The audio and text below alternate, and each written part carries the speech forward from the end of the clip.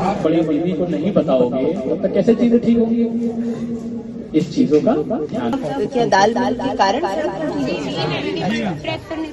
जी की तबीयत खराब हुई और हमें एम्बुलेंस में उन्हें लेकर दिल्ली जाना पड़ा। तो जब एम्बुलेंस चलती है उसमें लाइफ सपोर्ट चलता है। तो 3 बार मैं जाम में फंसी, मैं पीछे थी और एम्बुलेंस आगे थी, और तीनों बार मुझे लगा कि अगर जाम नहीं खुला तो कहीं कोई बात जाए। ऐसा किसी के भी साथ हो सकता है। आपके जब हम सड़क को जाम करते हैं, हम ट्रैफिक को रोकते हैं, तो क्या होता है कि जन आवागमन बाधित होता है। उस आवागमन में कोई एम्बुलेंस भी हो सकती है, कोई बच्चा हो सकता है जो परीक्षा देने जा रहा है। तो कभी भी ऐसा कदम उठाने से पहले हमें इस चीज का ध्यान रखना चाहिए कि उसके ऑप्शन हम सारे एग्जॉस्ट कर लें। पहले हम चेक कर लें कि क्या हम कुछ ऐसा कर सकते हैं जिससे हमारी करने से किसी को समस्या ना हो।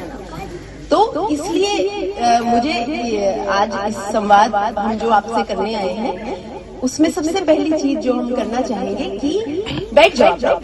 देखिए, आज क्योंकि कल जो वीडियोस वायरल हुई थी उससे कप्तान साहब और हम दोनों ही, हमें दुख भी हुआ और हम आहत भी थे इस बात से कि हमारे जो बच्चे हैं, महोबा के बच्चे बहुत इंटेलिजेंट हैं और बहुत अच्छी चीज़ों के लिए जाने जाते हैं।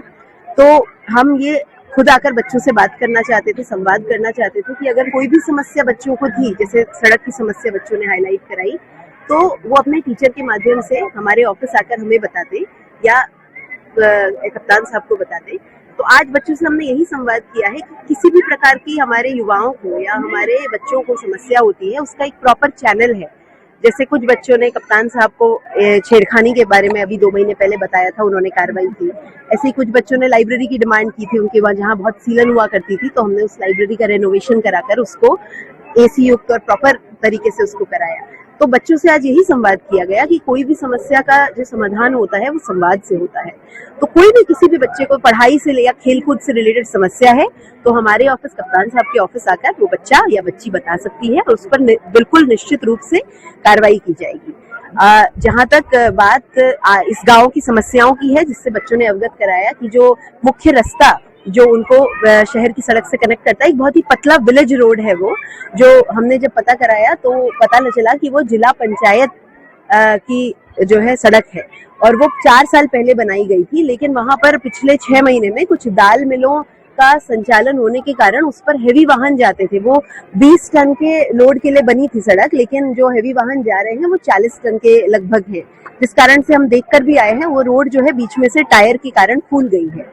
तो बच्चों का भी यही कहना था कि उनको आने जाने में समस्या होती है। तो अभी हमने दाल मिलों पर भी एक टीम भेजी है कि वो पूरी चेकिंग भी करें, क्योंकि उनकी भी कॉर्पोरेट सोशल रिस्पॉन्सिबिलिटी होती है। अगर आवागमन कोई होता है और इंडस्ट्री के कारण होता है तो वो सड़क को अगर खराब उस वजह से हो रही है तो वो सही कराएंगे।